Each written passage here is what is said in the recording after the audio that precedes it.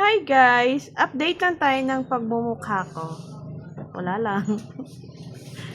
Andyan pa rin. Pero somehow, there's pagbabago naman, no? Kahit pa paano. Hindi na ako ganun ka bloated.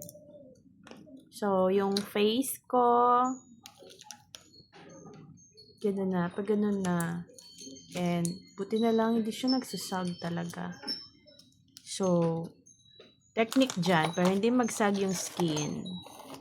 Pag nag-skincare routine or naghihilamos, you hagod your face. Go. You hagod your face pataas. Shh, ganun. Pero mag-lift siya. Lift niya.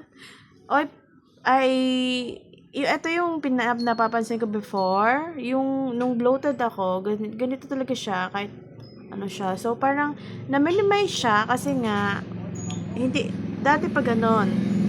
So, pag naghihilamos ako, kahit yung soap or yung facial foam na ginagamit ko is ganun talaga. Hagod siya pataas. As well as yung dito, hagod din siya pataas. And wala akong wrinkles sa taas, yung parang fine, ano tawag doon, lines. Dito sa noo, wala akong ganyan. Bakit? Kasi nga, sa pagiging maldita ko, laging nakataas yung kilay ko. Ewan ko, bakit walang ganyan yan dyan. Ano kasi, pagka normal face lang, ganyan lang. Like, normal face. So, minsan kasi nakaganyan ako. Yung parang, yun. Nahagod ng ulo. Yung parang yung ulo mismo, yung muscles, pinapaganon ko. So, yan siguro na nakatulong na hindi ako nagkaroon ng ganito dito. Lines dito. Yan. So, loud and proud, 43. Ito lang talaga yung sumpa. Talaga dito sa side na ito. Lalo na meron siyang mga parang, hindi ko maalala kung ano yung tawag doon sa fat accumulation dyan sa face. Kaya, parang medyo hindi siya maganda yung pagkakaano dito. Hindi siya smooth.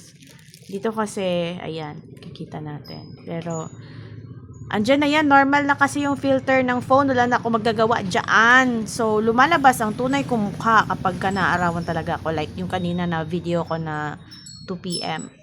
Ganon. So, nakikita yan. So far, maganda naman yung aking facial products na ginagamit. It's Korean. So, hindi yan siya madalian ha. Long-term usage. So, I believe parang more than 5 years na. And maganda yung bagong level up nila. Kasi, meron ako dito mga sumpa din ng dark spot ng acne. So, andyan pa rin naman siya pero naglighten siya. And, maganda po yung product na merong niacinamide. As you can see naman, kahit naman na may filter yan or something, hindi naman siya ganun kabako-bako, no? Whereas compared dito, kasi meron siya talagang mga hindi naman siya butlig, oy. Nakalimutan ko lang talaga, it's fat accumulation. Meron din ako dito. So, parang kailangan niyang inject para mawala. So, yan lang natin. Matanda na rin naman ako. Hindi ko na kailangan talaga magpaganda talaga. Wala naman na choice yung asawa ko. Ako naman yung kasama niya forever. Di ba, Dad? So, saan naman napunta to? Nag-update na ako ng pagmumukha ko. Kung saan naman tayo napunta. So, ayan, nakikita niyo talaga. Pag tumatawa talaga ako, nag-ano yan, blush yan. So, nagba-blush siya. So, thank you to the blood of both family sides. Kasi, kayo yung dahilan kung bakit may ganyan ako. So, thank you for watching, guys. Enjoy the rest of the day. And as always, from my little world to yours. Love, love, love. God bless everyone.